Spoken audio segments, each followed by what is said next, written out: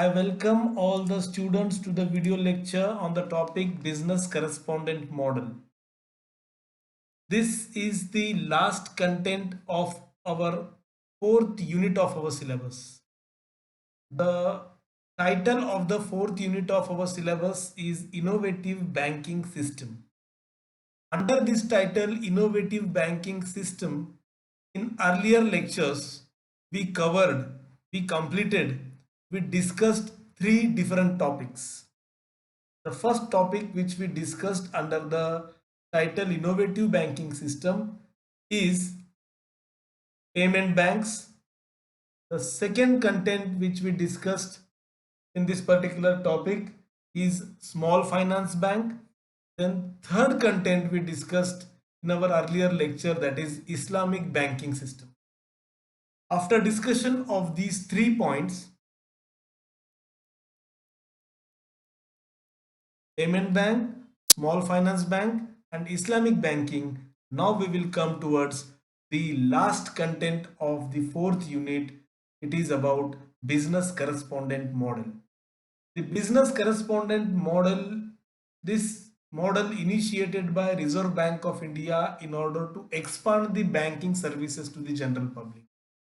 In order to reach to the doorsteps of the general public which are residing in the remote rural areas, in order to provide the banking services to these people, the business correspondent model was initiated by the Reserve Bank of India. And another point which I would like to mention here, it is the model which comes under the financial inclusion policy. Means to include the general public or to disseminate the banking services to the general public. This is what expected in the financial inclusion. It is, hence we can say, it is an instrument for initiating, or it is an instrument for facilitating financial inclusion service in the country. Now let us start our discussion on business correspondent model. We are going to discuss about the concept of business correspondent model, then the functions of business correspondent. We can say it is the scope of services of the business correspondent model, and at last we will discuss about the eligibility to become a business correspondent, or who can provide the banking correspondent services to the general public. Now let us start our discussion. The business correspondent. Reserve Bank of India allowed banks to appoint entities and individuals as an agent for providing basic banking services to the general public or to the public who are residing in the remote areas of the villages. Particularly the public who are unable to reach the bank branches, in order to provide the banking services to those public who are unable to reach the bank branches. This scheme, this model was initiated in order to go, or in order to provide the services of the bankings to the doorsteps, such a delivery of the services of the banking to the general public. So this is what the business correspondent means. The business correspondent, he may be an entities, or the business correspondent, they may be individuals. These entities and individuals are expected to work as an agent for the banks. They do provide basic banking services to the banks, or the banks can appoint the entities and individuals as an agent for providing banking services to the remote areas of the villages. As I mentioned in the introductory part, this is the instrument in facilitating financial inclusion in the country. The concept of financial inclusion is expected to reach the banking services to the doorstep of the general public. Financial inclusion means to include all the individuals of the country, all the people of the country under the banking services. So in order to provide these services to the people of remote area, this banking model, banking correspondent model, is a very effective model for the expansion of the banking services, and it will be helpful for the financial inclusion of the public in the banking service. And it is the These banking correspondents are the retail agents, individuals which have been appointed by banks for providing basic banking services at locations other than bank branches or other than bank ATM centers. Through this business correspondent, the bank do provide the basic banking services to the public without approaching the public to the bank branches or without approaching the public to the ATM centers. They can avail the banking services through these business correspondents who have been appointed by various banks and financial institutions. It provides, it is limited services at the lower cost. Limited services in the sense, nowadays there are diversified services of the banks or financial institutions which they provide to their customers. But through business correspondent, it is expected to provide certain minimum services like depositing certain minimum amount, withdrawing minimum amount from the bank, or to open the account, loan repayment, collection of the interests, identification of the customers, providing basic banking services like funds withdrawal, cash deposits, check the balance, get the minimum statement, mini statement. These services is expected to provide by the bank business correspondents. So these limited services which can be availed to the public at the lower cost is the expectation from the business correspondent. And as I mentioned earlier, it is an attempt to provide basic banking services or limited banking services to the doorsteps of the villagers, to the doorsteps of the people who are residing in the remote areas. It is known as doorstep delivery of services. The business correspondent is the person who can reach up to the doors of the public for providing the banking products to them. And who can be appointed as the business correspondent? Who can be, which individual, what will be the criteria for the appointment of this business correspondent? That is what the eligibility criteria for the appointment of business correspondent. A person or an entity to whom we can appoint as a business correspondent, he must be a permanent resident of the area in which they provide the service or in which they are expected to operate. They must be a permanent resident of that particular place. Then the business correspondent, they should be well established, they should have good reputation and have a confidence of work while working among the local people. That person should be appointed as a business correspondent. That entity or individual should be appointed as an agent of the banks or the banking business correspondent who is a reputed, who must be a reputed person in that local area.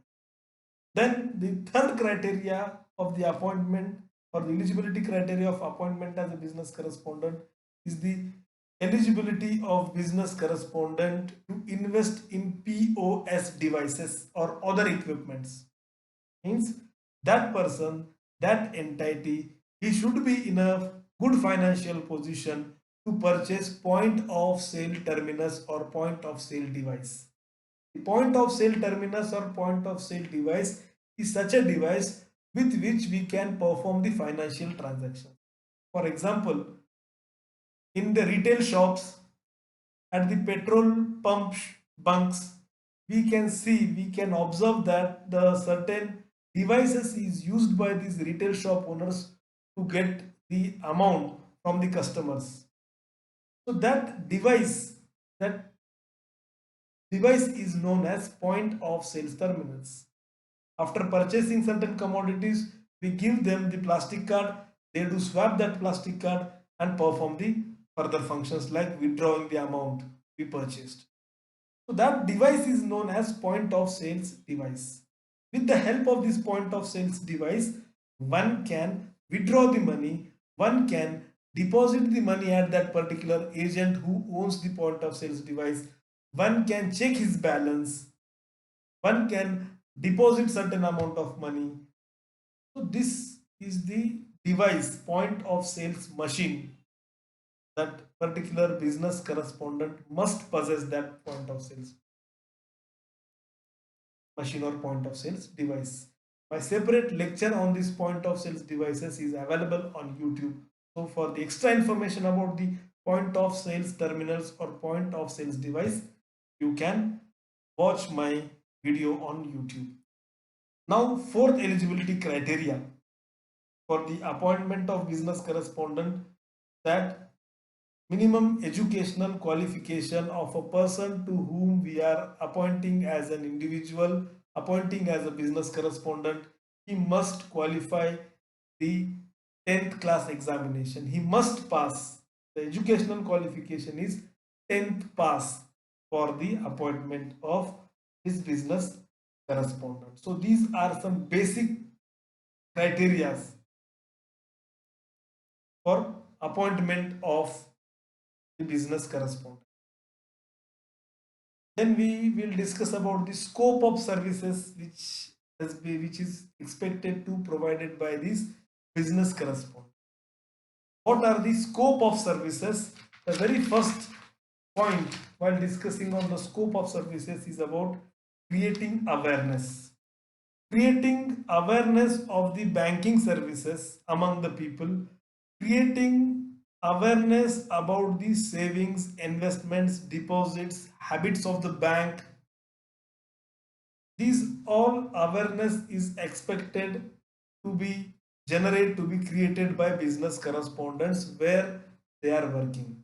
So creating awareness about the savings, about the investments, to provide the education about the banking services, how to manage money, debt counseling. These are the services, these are the awareness that is expected to be generated by business correspondent. This is the first function of the business correspondent. The second one is about the identification of the potential customer. The business correspondents are expected to appoint to identify the customers, to identify the people who are needing banking services, to identify the individual and to counsel him about the importance of the saving and to provide him various basics information about the banking. So identification of the potential customer is the second point of the scope of services of business correspondent. The third one is preliminary processing of various forms. In order to open the account in the branch or in order to avail the various facilities like loan facility, ATM facility, or other facilities from the bank, initially it needs to fill up the various forms in prescribed formats. So in order to do this preliminary processing of various forms, business correspondents has been appointed, and business correspondent is expected to look over all these process of filling various forms. This is the third point. The fourth point is about KYC completion. The banks can complete their know your customer completion from this business correspondent. For this KYC completion, certain documents are needed from the customers of the bank. For example, Aadhaar card, PAN card, residential proof of address, photographs, signature. These are some basic documents which are required by the banks in order to complete the KYC of the customers. That know your customer. This KYC is known as know your customer. So banks can simplify or bank can perform this KYC completion process through business correspondence. Then another important function of the business correspondent which is expected from the business correspondence is about the collection of payment, particularly recovery of the principal amount from the borrowers, collection of the interests, collection of the interest on the given funds or given debts to their general customers. These collections of payment is expected from business correspondence. And this Collection of payment is expected for the small value deposits and withdrawals. These business correspondents are allowed to perform the services, allowed to collect the payment, or allowed to make the withdrawals up to certain minimum amount. The maximum amount they are allowed to perform for the transactions is rupees 2000. So they can, below 2000 rupees, they can make the transactions through business correspondence. And the next function is about small value deposits and withdrawals. Small value deposits and withdrawals, just I mentioned these withdrawals and these deposits at maximum amount of rupees 2000. So the last function of the business correspondence is cross selling of other financial products. This cross selling of other financial products includes like insurance, mutual fund products, pension products, any other third party products, as and when these responsibilities assigned by the banks to business correspondents, then business correspondents may perform these cross selling of the other financial products. They can sell insurance, mutual fund, pension products, etc. etc. All these products they can, or the third party products they can provide, they can sell to the customers.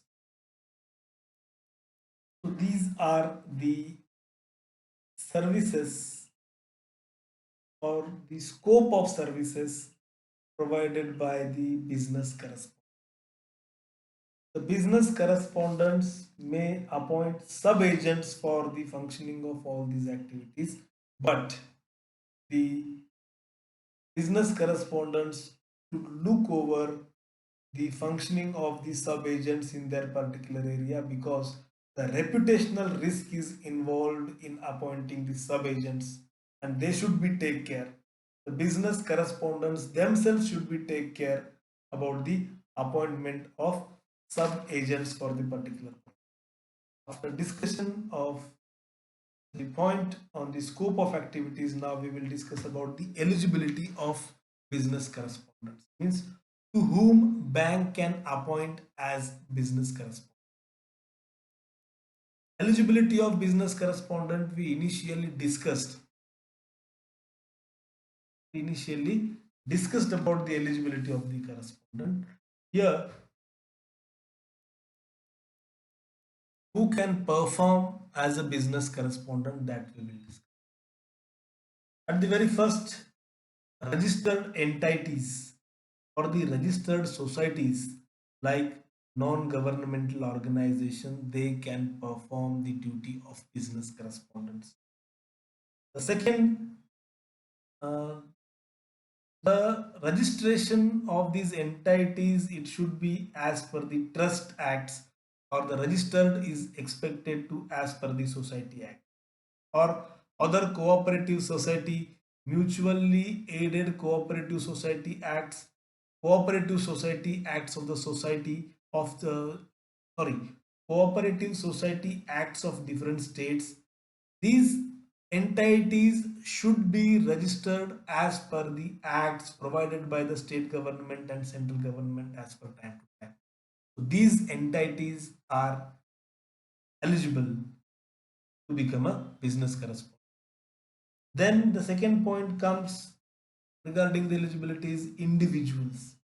Which individuals are allowed to perform as the business correspondent? Initially, the RBI has provided a long list of the entities and persons who can act as business correspondent, but initially the RBI permitted only to the registered entities.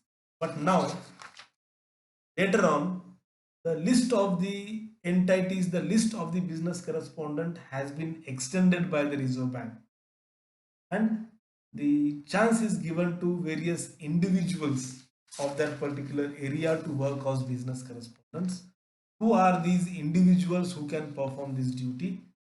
Under this criteria, under this category, the individuals which comes, They are a retired bank employee can perform as business correspondents. Retired teachers can perform as business correspondents. Retired any government employee can perform as business correspondent. Ex-servicemen means retired from the defense services, that ex-servicemen can perform as business correspondent. Any individual owner of retail shop in that particular village, or kirana shop owner, medical owner, fair price shop owner, means uh, the person who runs the rationing shop or the fair price shop, he can also perform the function of business correspondent.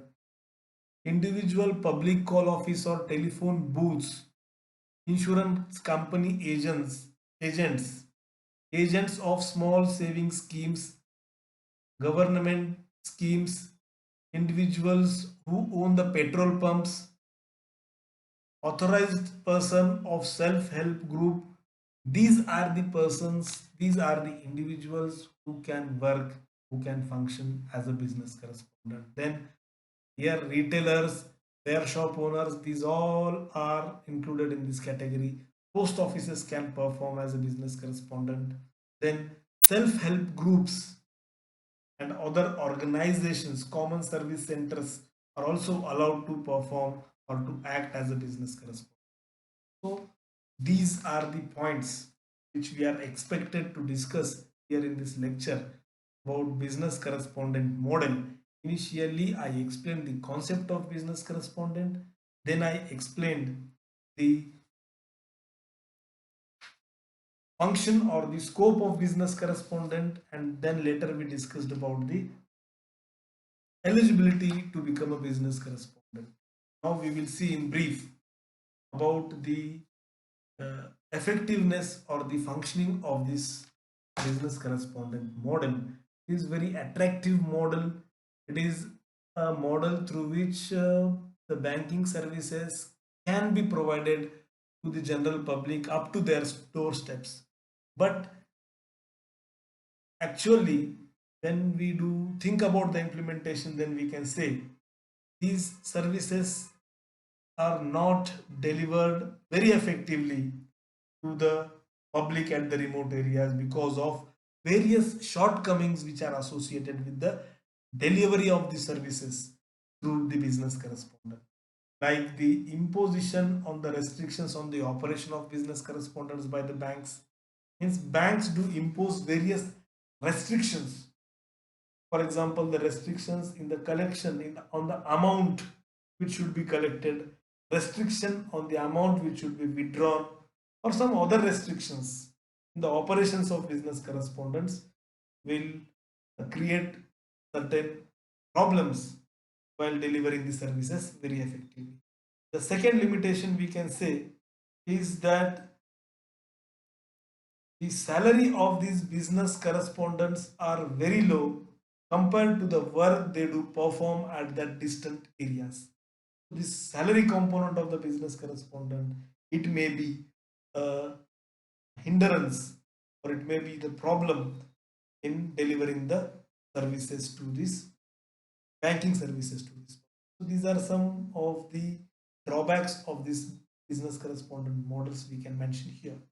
In this lecture, I stop here. Thank you for your